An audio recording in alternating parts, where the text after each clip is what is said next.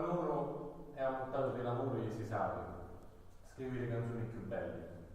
E a Sicilia ce ne sono tante canzoni che non si trovano tutta banda, non ci sono nei dischi, non sono scritte nei libri. Si contava una voce, di pace in figlio, e si può conoscere queste canzoni o se ne aspetta ricciotta, o come annuace giri come un colpetto per tutta la Sicilia e ti fa contare. Chi sta che le voglio suonare su chi dica mi fecero gli angeli che sta. Questa si chiama Miguzza.